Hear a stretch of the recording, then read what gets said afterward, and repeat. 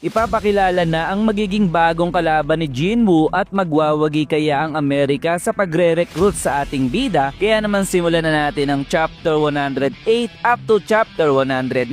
At kung bago ka lamang sa aking channel ay mag-follow and subscribe ka na upang maging updated ka sa ating solo leveling manhwa review. Maraming salamat, let's go! Pinakita ang isang nilalang na tila ba isang tao na galing sa sinaunang panahon at naisip ni Jongsu na sila lang dapat ang nabigyan ng karapatan na manatili sa Jeju Island kung kahit magpakilala daw ito sa kanila. Napapaisip sila kung isa bang halimaw ang nilalang na ito at pinipigilan naman ni Jongsu ang mga sundalo na magpaputok dahil hindi pa nila alam kung isa ba itong magic beast at sinabi naman ng sundalo na kung hindi raw ito susunod sa kanilang utos ay magpapaputok sila ng baril. Nagsalita ang nilalang ng kakaibang lingwahe at naisip ni Jongsu na kaya daw magsalita ng halimaw at isang kamay ang nag-snap ng kanyang daliri at tila ba nakaramdam ng conqueror's haki sila Jongsu at nawalan ng malay. Tanong ng lalaki kung ano raw ba ang ginagawa ng matanda at sagot naman ng matanda na hindi nila kailangan gumawa ng gulo kung kahit pinatulog na lamang muna daw niya ang mga taong ito. Nakumpirma daw ba ng lalaki ang kanilang pakay at sagot naman ng lalaki na oo at tiyak na yun ang kanyang kapangyarihan at nagtataka naman ng matanda kung bakit daw tinutulungan nito ang mga tao na para bang ang tinutukoy ng matanda ay ang ating bidang si Jinwoo at sagot naman ng lalaki na sino raw ba ang nakakaalam kung ano ang tumatakbo sa isip nito at kung curious daw ang matanda ay bakit daw hindi nito tanungin ng bida. Mabaho daw ang amoy na nanggagaling sa mga bangkay ng langgam at kung makikita daw ito ng babaeng kanyang kilala ay tiyak daw na magagalit ito at gaya daw ng kanilang plano ay pagpapatuloy nila ang gagawin nilang paghahunting. Nagbukas ng portal ang matanda at sinabi ng lalaki na mukhang ang isa sa kanilang hinahanap ay narito ngayon sa Korea at bakit daw hindi nila ito unahin, total ay nandito na din naman na sila. Pero sagot ng matanda na hayaan na raw nila ang kanilang kasama na gawin ang dapat gawin dito sa Korea. Sinasabi raw ba ng matanda na ayaw nitong ma-involve sa mangyayari at sagot naman nito na pwede raw isipin ng lalaki na gano'n na nga mismo at sa kanyang pagkawala ay bahala na daw ang lalaki sa gusto niyang isipin. Sinabi ng lalaki na isang takot daw ang matanda at dito'y tinignan niya ang natutulog na si Jongsu at sinabing wala naman silang rason upang mas paguluhin pa ang kanilang gagawin kung kaya't gumawa din siya ng portal upang makalis na sa Jeju Island. Sumunod ay pinakita naman si Jinwoo kung saan nakikiramay ito sa mga taong namatay at sari-saring positibong komento ang makikita ngayon sa internet. Ganon na din ang mga negatibong komento tungkol sa kanya at ito rin ang unang official na raid ni Jinwoo simula nang siya ay maging S-rank hunter. Hindi rin nakaligtas si Jinwoo sa mga criticism ng mga tao dahil kung simula pa lamang daw ay kasama na siya sa raid ay hindi raw dapat mamamatay si Minbyung dahil kaya raw nitong i-clear ng mag-isa ang isang S-rank mission. May mga sumusuporta at meron din mga dismayado sapagkat ang katotohanan ng may mga buhay na nawala ay hindi may kakaila sa nangyaring laban. Nakatingin si Jinwoo sa mga larawan ng mga namatay habang ang iba naman ay umiiyak sa pagkawala ng kanilang minamahal at nang si Jinwoo ay aalis na ay sinabi ni Baekhyun na siya raw ay naniniwala na ang hero na nag-iisa ay hindi kayang tapusing mag-isa ang isang digmaan pero pagkatapos daw ng pangyayari sa Jeju Island ay naisip niyang nagkamali daw pala siya sa kanyang paniniwala. Maging proud daw si Jinwoo ngayon sapagkat siya raw ang rason kung bakit natapos ang masalimuot na pangyayaring ito kung kaya't habang ito ay umiiyak ay nagpasalamat siya sa ating bida. Nagkatinginan naman si Jinwoo at Baby Cha at dito ay namula at kumatas ang kabibi ni Baby Cha na siya namang pinagtataka ni Papa Jinwoo. 4,801 ang total ng mga hunter na lumahok sa raid at 96 naman ang bilang ng mga taong namatay at ito daw ang raid na may pinakamababang bilang ng mga nasugatan at namatay kung ikukumpara sa naunang apat na pagsalakay. Pinakita naman kung saan si Jinwoo at chairman ay nag-uusap at sinabi ng chairman na balak daw pala ni Jinwoo na bumuo ng guild at hindi raw kailangan ng isang S-rank hunter ng permit dahil kailangan lamang daw nitong gawin ay tumawag sa Hunter Association. Sila na daw ang bahala sa lahat at naisip ni Jinwoo na sasamantalin na daw niya ang pagkakataong ito upang malaman ang advantage ng pagiging isang S-rank hunter at tinanong ng chairman kung naglagay daw ba si Jinwoo ng barrier sa Jeju Island. Nagtataka naman si Jinwoo sa kanyang narinig at sinabi ng chairman na ang B-rank at A-rank hunter daw at sundalo na pumunta sa Jeju Island upang kuhanin ng mga magical crystal ay bigla na lamang daw nawalan ng malay kung kaya't naisip niya na maaari daw na naglagay ng barrier si Jinwoo at nakalimutan itong sabihin sa kanila sila, pero sagot ni Jinwoo na hindi niya raw ginawa ang bagay na yon. Ano raw ang sinabi ng mga hunter pagkatapos ng pangyayari, at sagot ng chairman na wala daw maalala ang mga ito sa pangyayari bago sila mawalan ng malay, at sa totoo lamang daw ay wala silang paraan upang malaman kung inatake ba ang mga ito ng isang magic spell. Maaari daw kaya na isa itong trap na ginawa ng mga langgam, at lumapit naman ang isang hunter kay chairman kung kaya't ang chairman ay nagpaalam na kay Jinwoo dahil mas napaaga daw ang pagdating ng kanyang bisita. Handa na ring umalis si Jinwoo, at nang ito ay papasok na sa kanyang car ay isang lalaki ang tumawag sa kanya at nagpakilala bilang si Adam White na isang senior agent galing sa Bureau of Hunters. Maaari daw siyang tawaging Adam ni Jinwoo at pagpasensya na raw siya kung dito sila nagtagpo dahil sa mahirap daw hagilapin ng bida, at ito raw kaya ang taong minention dati ni Jinwoo nung sila ay mag-usap. Ano raw ba ang kailangan ni Adam, tanong ni Jinwoo, at sagot naman nito na wala raw bansa ang kayang ibigay ang impormasyon na kaya nilang ibigay, at tanong naman ng bida na bakit daw sila magbibigay ng impormasyon sa kanya, at sagot naman ni Adam na magkakaroon din daw sila ng benepisyo kung ibibigay nila ang impormasyong ito kay Jinwoo. Bibisita lamang daw sana si Adam ng mag-isa, subalit dahil sa magandang pinakita raw ni Jinwoo sa nangyaring raid ay nais din daw siyang makita ng kanilang director, at siya na raw ang magpapaliwanag ng lahat. Nasa malapit lamang daw ang sasakyan na naghihintay sa kanila, at nais daw bang mamit ni Jinwoo ang director, pero sagot ni Jinwoo na hindi raw siya sigurado kung totoo ang impormasyon na ibibigay nila Adam kung kaya tatawag na lamang daw siya, at sinabi muli ni Adam na muntik niya nang makalimutan na sabihin na alam daw ba ni Jinwoo ang tungkol sa isang awakener na kayang palakasin ang ability ng isang hunter. Kaya naman dito ay sumama na si Jinwoo kay Adam, at nang makarating sila sa hotel ay nakilala niya na ang director na si Michael Connor. Si Adam na daw ang magiging interpreter sa mangyayaring pag-uusap, at magiging prangka daw si Michael Connor kay Jinwoo dahil ito raw ang immigration papers patungo sa Amerika. Normally inaabot daw ng 1 or 2 taon ang pag-aasikaso ng mga papeles, pero kung sasabihin daw ni Jinwoo ngayon na gusto nitong maging American citizen ay sa loob lamang ng 1 segundo ay mangyayari ito. Pumunta raw si Jinwoo doon dahil sinabi daw ni Adam na may ibabahagi silang impormasyon tungkol sa awakener na kayang pataasin ang ability ng isang awakened person, at sagot naman ni Michael na sa totoo lamang daw ay kasama nila ngayon ang taong tinutukoy ni Jinwoo, at dito ay kanyang sinabi na gabayan daw nila si Mrs. Silver patungo sa kanila. Ang kaisa-isang tao daw na may kakayahan na palakasin ng isang awakened person ay narito na ngayon kung kaya't pinakikilala niya daw si Mrs. Norma Selner. Masasabi daw ni Jinwoo na kakaiba ang pagiging awakened ni Mrs. Norma, at nakiusap si Michael na ipaliwanag daw ni Mrs. Norma ang kanyang kakayahan. Maaari daw na hindi naniniwala si Jinwoo gaya daw ng mga hunter na una niyang nakita, subalit kapag naranasan na daw ito ni Jinwoo ay mawawalan na siya ng choice kundi hanap-hanapin ito. Gaya daw ng alam ni Jinwoo, ang lahat ng awakened people ay may limitasyon at walang sino man ang kayang lagpasan ng kanilang limit, at ang rank daw ng isang awakened being ay hindi magbabago pwera lamang kung magkakaroon ito ng second awakening na siyang alam naman ng lahat. Sinasabi daw ba ni Mrs. Norma na kaya niya itong baguhin, at sagot naman ni Mrs. Norma na tama ka dahil may kapangyarihan akong tulungan ng iba na malagpasan ng kanilang limitation. Sa tulong niya ay kaya daw higitan ng isang awakened person ang limitation nito hanggang 3